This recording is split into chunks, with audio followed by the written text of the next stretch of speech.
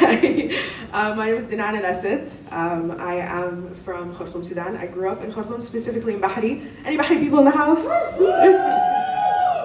Great. And a few disclaimers before I start. One, I'm not Arab. Yeah, that's a reframe. I'm not Arab, but I speak Arabic. And I speak Arabic because of what multiple people touched upon today, which is the colonization the Arabs did to a lot of countries, including Sudan. I used to have an indigenous tongue. I don't speak it anymore, and I speak Arabic. That being said, I really love what we've done with the Arabic language. I love Sudanese music. I love Sudanese poetry. I grew up listening to it, reading it, learning it, and using it as a historical source as well, which is a bit of what I'm going to speak to you about today. Also, second disclaimer, like Mikey said, I'm a mathematician, I work in tech, and it's London Tech Week and Shubbak Festival happening at the same time. I like to tell people you can do both, you can do everything. This week has me doubting it. And I'm saying that to say that I made these slides maybe in like 45 minutes last night, and thank you, Mikey, for being so patient. I probably had the last slides come in. But let's get right into it.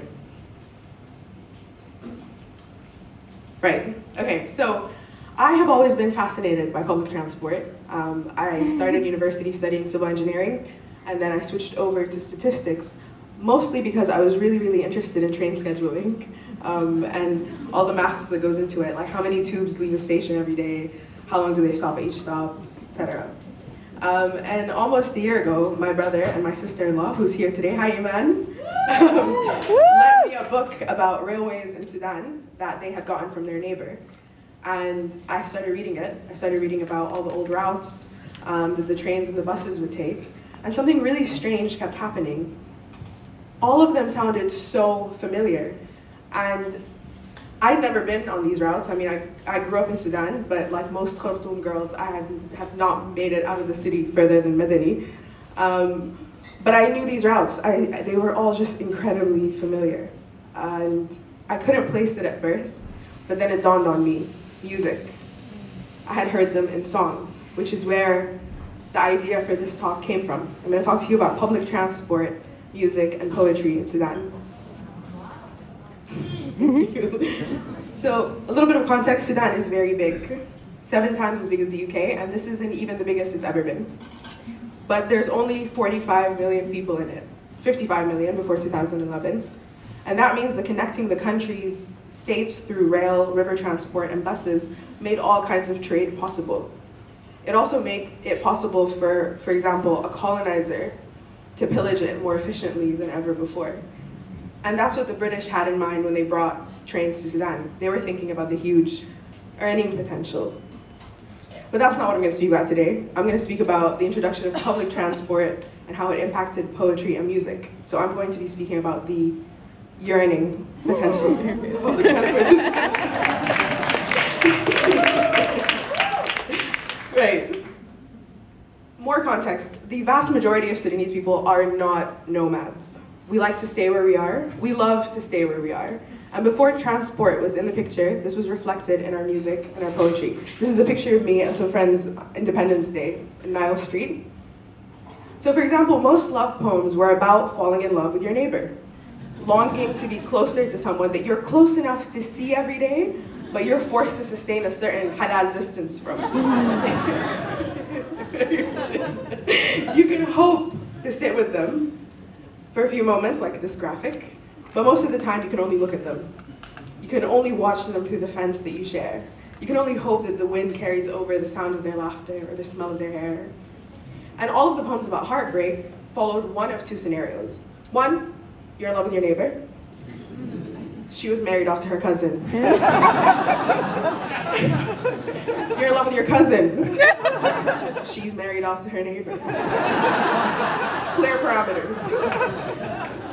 But then suddenly, trains, river transport, and buses were introduced.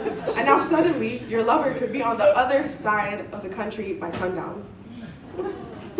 What did we do about this? We did what we do best. We wrote about it.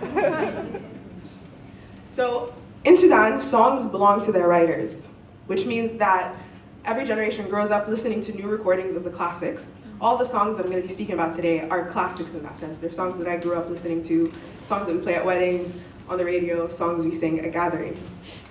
The first one is من الأسكلة وحلة, which is a song written by Wad Radi about his friend's experience of seeing a beautiful woman just as she was boarding the riverboat from Khartoum to Juba.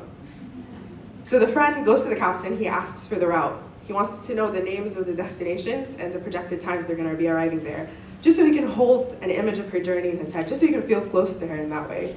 That's really yearning. So he goes to his friend, he tells him, I have this story, I have this map, write me a song so I can live through it. So he writes a song for his friend. The song maps out the journey from the horn blast of the ship as it left Khartoum. And he imagines the woman he loves arriving at Al-Gitana around Isha time, greeting Fanan in the morning, and he's imagining those cities lighting up by her presence, celebrating the arrival of the real moon as far as he's concerned. He contrasts this with the agony that he's feeling, left behind in Khartoum. He's crying, his tearful state, and the longing that grows more and more the further away she goes, until she arrives in Al-Rajaf, which is her final destination, and he declares complete despair and a moonless sky that night. The second song is Zubayt al-Bas al-Sari', which translates to the gazelle of the fast bus. Because one thing Sudanese men are going to do, they're going to compare you to a moon, they're going to compare you to a gazelle. And this is a song written by Hassan Abdullah Sulaiman. Hassan Abdullah Sulaiman was a teacher. He taught English at the Naima Institute, and he took the bus from Khartoum to Naima for work quite regularly. But one time, someone sat next to him and captured his attention with her demeanor, with her conversation, and with her beauty.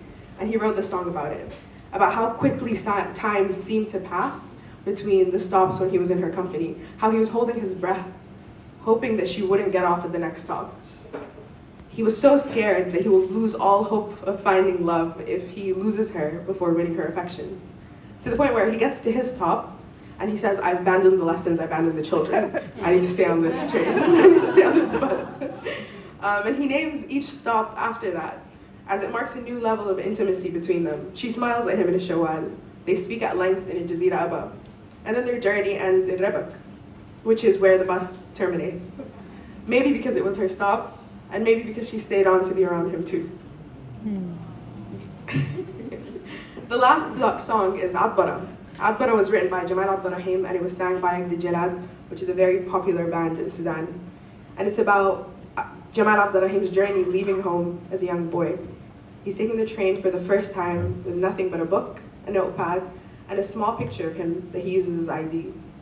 He's migrating to Adbara, which was a big city bursting with potential, which was also the big train station city in Sudan at the time.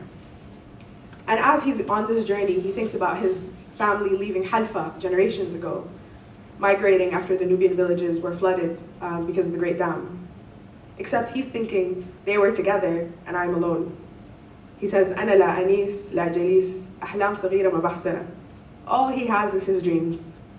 And I really, really love this song. It captures perfectly how it feels to be young in the pursuit of dreams that are bigger than your hometown.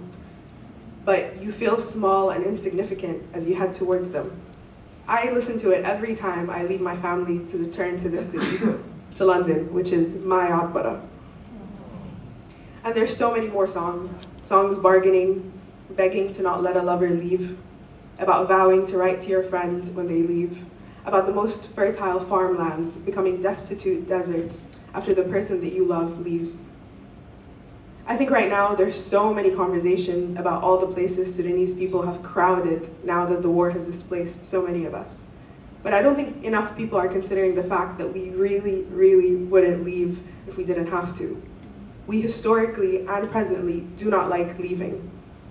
We don't like watching each other leave. We like to love each other from up close. We like to grow up where our grandparents did. We like to fall in love with our neighbors. We like to stay. I would have liked to stay.